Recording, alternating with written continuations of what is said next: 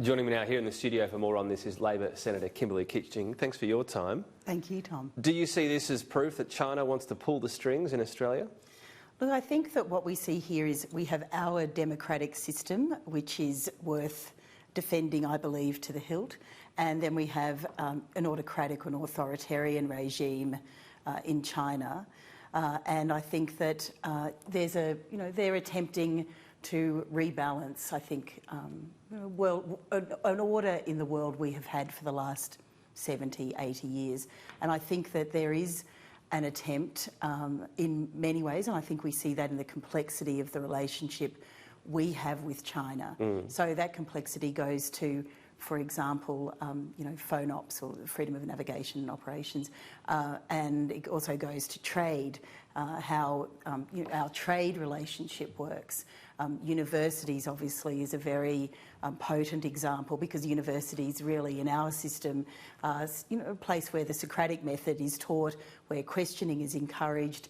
And obviously what we've seen particularly at the University of Queensland has been disturbing. And I noticed that one of the students there has actually brought an action against the Chinese Consul General in Brisbane.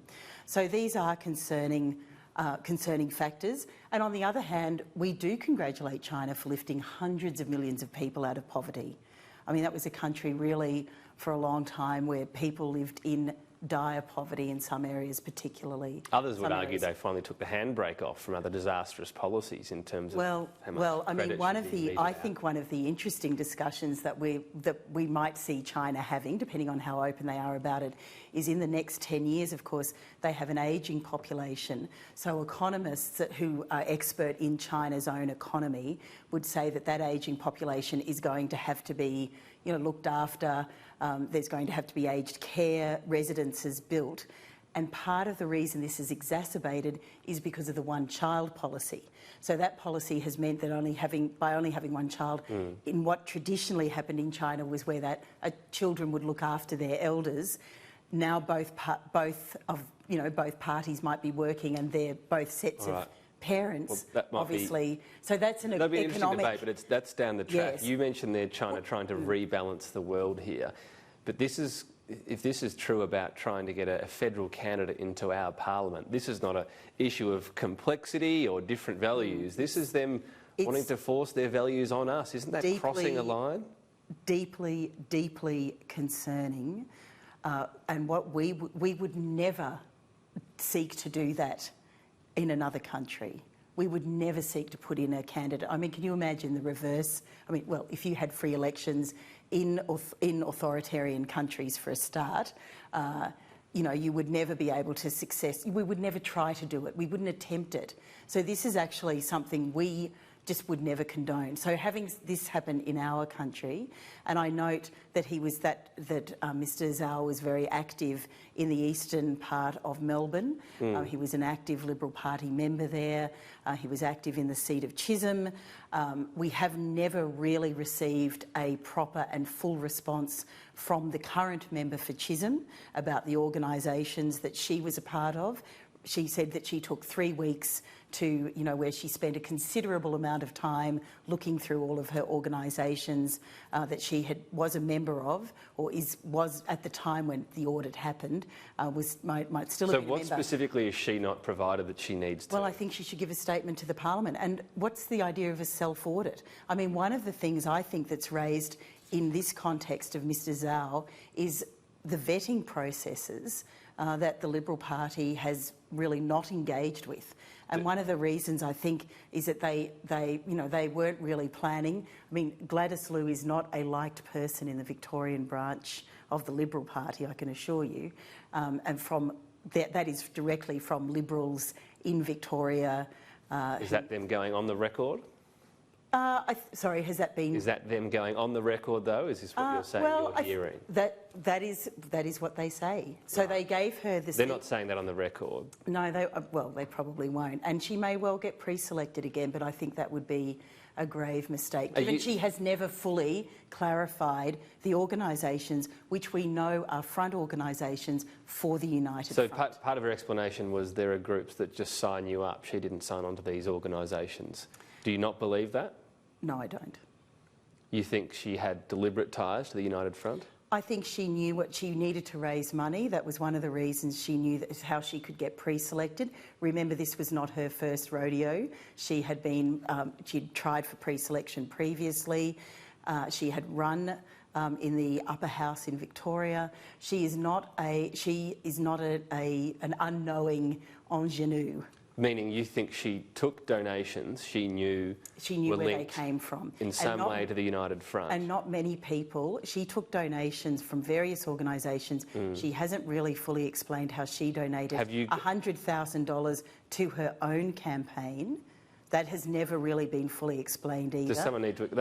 I think the Liberal Party should actually have a full vetting process, and obviously what has happened and what we've seen with Mr Zhao, who was encouraged to run, also I think is. I think that also would need to be examined as well. But on Gladys Liu, you're saying even her own money, she needs to explain where she got it. What does that mean? I invested in these shares in 1986 and I think that if she was truly concerned about clarifying her candidacy and where money came from, I think she would give a full statement to the Parliament that exposed all of this. And I think that went through and clarified where money did come from. So if you think if you're saying she took money that had links to the United Front and she knew that, you're saying she's compromised? I think that there are, certainly she would have serious questions to answer. But do you think there's a chance? I think let's see what Ms Liu ever says on the record, and if she does run for pre-selection again, let's see. But isn't that the natural step? If she's taken that money to be able to get into Parliament, relied on those donations, there's an expectation she'll give something back to United Front? Well, I think it's a compromising action, isn't it? Oh, I'm asking the question. Well, so I think she's compromised? I do think it's compromising to take money and also not to have transparency around it. Because remember, our electoral donations laws actually depend on having transparency. Otherwise, it doesn't work. So you've gone through any of her donations and said, have you earmarked them and said this one needs to be explained, this one needs to be explained? Well, we actually don't know, Tom, do we? Because she's never given a statement. But in terms of what is disclosed? She's never given a statement. So we don't know the source of the $100,000. And I think if she truly cared about the transparency of our electoral donations laws, she would actually say, yes, this is money from shares I purchased, or this is money from this organisation, or this very kind, generous soul gave me, X amount of money. And she would actually want to give that statement. The fact that she's just hoping it all goes away, I think I think that's actually very difficult. Is there a danger that anyone elected that is ethnic Chinese is now going to have these questions unfairly thrown at them? It is not, and I actually don't think it's about whether they are ethnically from a particular group. And what I have said is that anyone who. Our transparency regime around our electoral donations is very important. That disclosure and that transparency is there for a very good reason, so that there aren't conflicts. And remember, conflicts can be also perceived conflicts, and that can also lead to a distrust in our system. And at the end of the day, what we want to do is have a trust in our electoral system. That is the most important thing in order to have free and fair elections. Right. She is also just a backbencher. I mean, you wouldn't.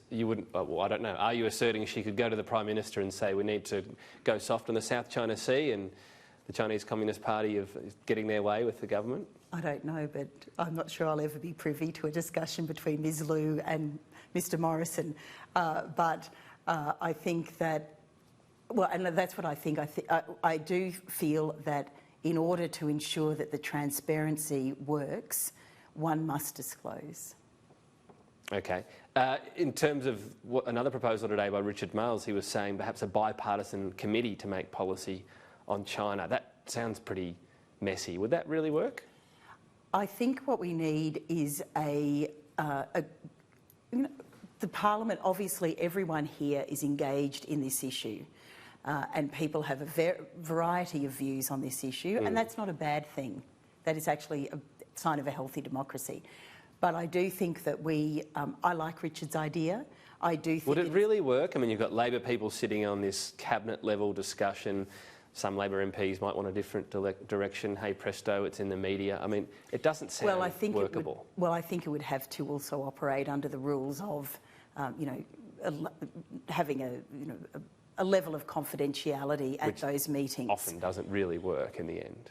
Well, I think there's probably a lot of things that have happened in various cabinet committee meetings that have remained, the confidentiality has been kept for many, many years, because we know otherwise the 30-year rule on cabinet documents, there wouldn't be front pages when they're released every...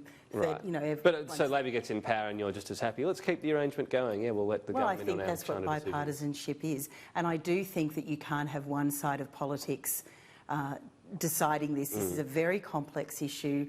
There are lots of moving parts. And I think actually what it does show is that, no one person is the holder of all good ideas. All right. I wanted to ask you finally about Mr Wong himself. Is there a precedent of sorts in terms of having him kept here in Australia despite China's wishes with the Petrov affair? Well, I do think the Petrov affair is a precedent for the granting of asylum. Colonel and Mrs Petrov were granted asylum in 1954, and I do think that, we have a process to go through. We have a rule of law, and we also have the process of deciding whether someone's asylum claim is valid. Let's see when the agencies make those assessments, but there is a precedent with the Petrov affair, I believe. Does that mean we're in a Cold War again? No, I don't think so, because of course we're not really in the same kind of Cold War, because our economies were not intertwined at that point.